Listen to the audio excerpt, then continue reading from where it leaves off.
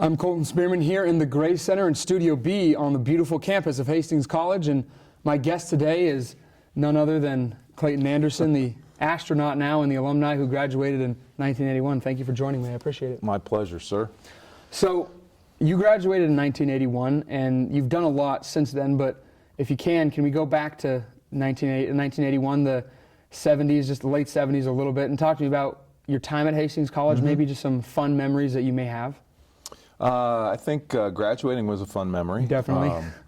You know, I spent a lot of time at Hastings, and the nice thing about the college was that it was small enough for me to do a lot of different things. I was involved in sports, of course, academics, student government, the Public Relations Council. You know, I was able to do lots of different things that allowed me to broaden my horizons as a student, which I think helped me eventually in my pursuit to become an astronaut. What sports were you a part of, and were there any groups that may stuck out into your mind maybe? Well, I played football and was a track four-year letterman, a 3-year in football, and then I played basketball for a period of time as well. You know, I think one of my fondest memories is meeting my roommate Steve Fruchtel, who now lives in Arkansas. But Steve and I hit it off very well. He was a great football player at Hastings College, and one of my fondest memories now, it wasn't so fond back then, was as freshmen I was on the scout team essentially, and Steve was a starter, and he liked to pummel me in practice. And I remember one specific time he just drilled me in the backfield and put me on my back. He was laying on my stomach. He looked at me with that big old grin that he has, and he just looked in my eyes and he goes, "Hey, we'll talk about this one back in the dorm." So and he'll tell you that story too. He probably might tell it a little differently, but I remember that he just pummeled me pretty good. And what dorm did you stay in when you were actually on campus? I was a Bronc Hall resident. Steve and I lived on the first floor, I think room 102 as a matter of fact. And you graduated, and after you graduated, what exactly did you do? Because there's a big gap there between graduation and becoming an astronaut. So I guess, how did you get to the point where you became an astronaut and where they granted you permission to be able to go into space? Well, my journey started in Ames, Iowa, where I left Hastings College and became a graduate student at Iowa State. Got a master's degree from them in 1983 and was fortunate enough then to follow up an internship that I was successful in obtaining because of my roots at Hastings College. It turns out that a 1961 graduate named Maynard Huntley from Hastings College worked for NASA at the Johnson Space Center. He came up every fall to hunt pheasant in Nebraska. The year he hunted pheasant in 1981, he hunted with Gary Musgrave, the guidance counselor at Hastings. They got to talking.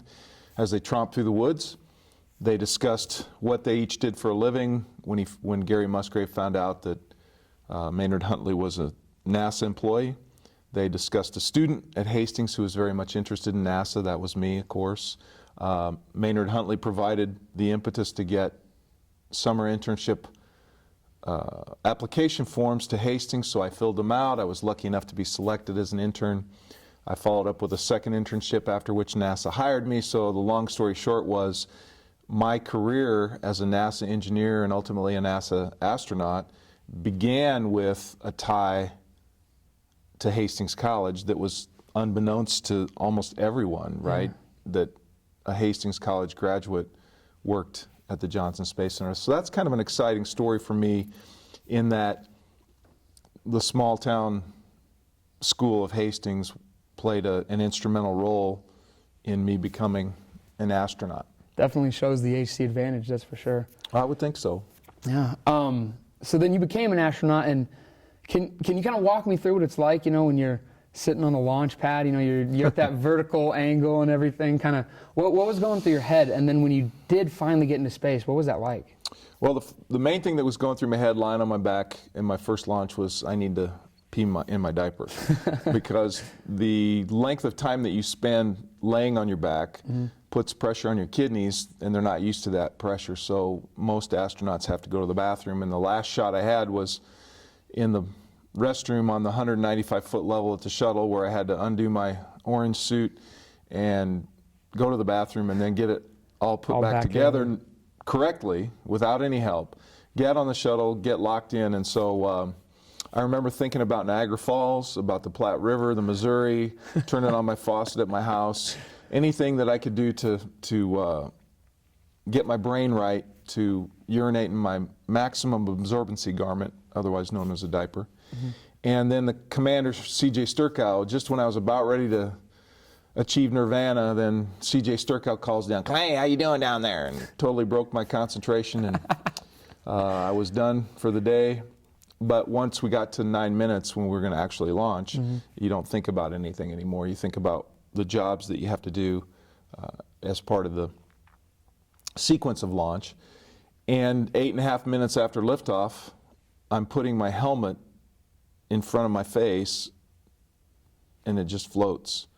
So I've gone from gravity, sitting on the launch pad in 8.5 minutes, I'm weightless, and everything is weightless, and I'm able to take off my helmet, and instead of setting it on a table, I just let go and it floats. Pretty awesome. What exactly did you do first with the loss of gravity? Did you play around a little bit, maybe do some flips here and there? I mean, not many people have been able to experience that. Well, you can't play around for a while. Once you get there, I remember on my first launch, I looked to the two seats to my right and left where J.R. Riley and Danny Olivas were sitting, and those seats were empty. And I never saw them leave. And they had to get up and do photography of the external tank. So here I am, a rookie astronaut, sitting in my seat, and all I can think of was, man, I probably ought to do some astronaut stuff. So I unbuckled my seatbelt, I took my helmet and gloves off, you have to hook everything together, you have to put it in a bag. So you have a script that you're following in your head of all the things you have to do to get ready, because I didn't want to be the guy that was behind. And I was worried about throwing up, because that's a fear that a lot of rookie astronauts have. But fortunately for me, I adapted to zero gravity instantaneously, and I was one of the few on that 7-man crew that did not get sick. And so my value rose exponentially that morning, or that afternoon, I guess, as a crew member who could do useful work. Right? It's hard to work when you're into a bag. Definitely. So I got all my gear, personal gear taken care of, and then I dove in when Jim Riley came back down to the middeck. I dove in and helped him, and we turned our spaceship into a laboratory and a living space,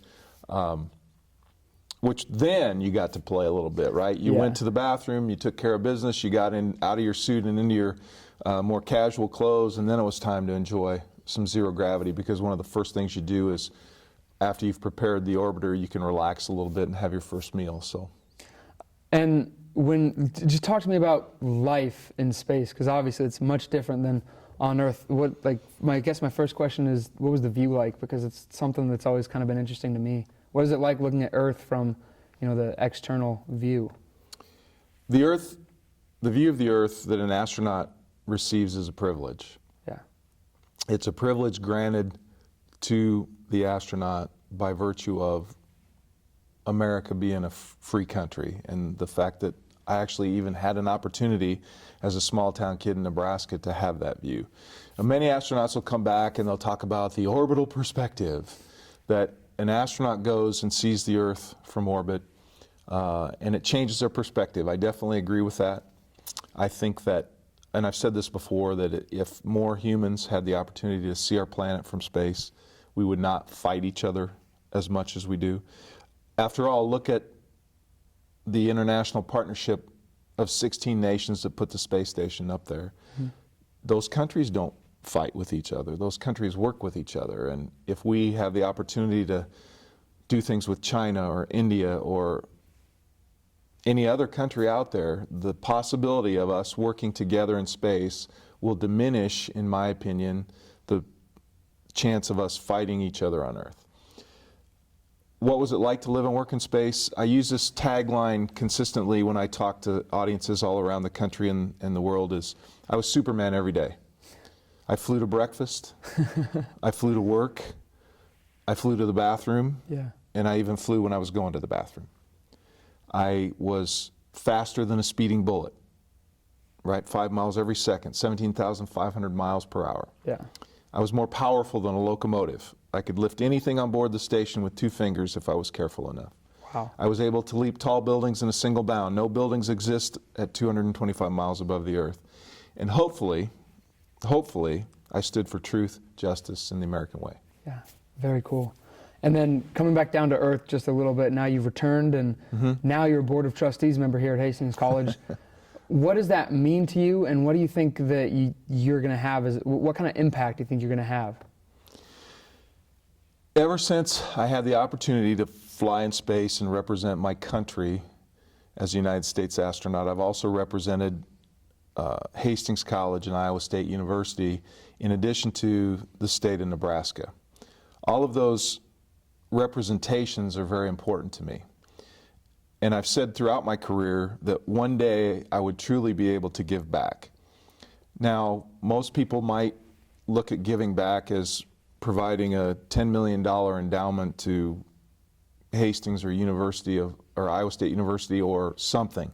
Well, I was a government employee, and $10 million endowments are not going to be too possible for me for a while. Yeah. Maybe later, I hope. But so my ability to give back, we had a minister in church that used to say that the way you contribute to your church is through your prayers, your presence, your gifts, and your service.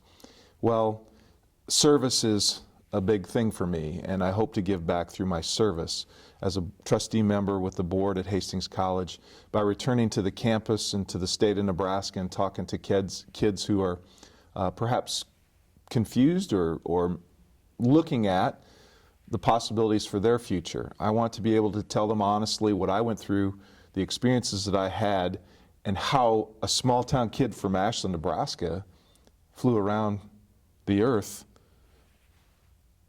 millions of miles, right? Yeah. It's just a dream that I got to live because of the people that influenced me, that taught me, that raised me, that mentored me, that nurtured me throughout my life. So someday I hope to give millions of dollars, but that's not possible now. But I can certainly pray, I can be involved, and I can share my presence and my service with those that I hold dear. And being the first and only Nebraska astronaut, I have a unique ability and a unique perspective and a unique placement in this state to hopefully influence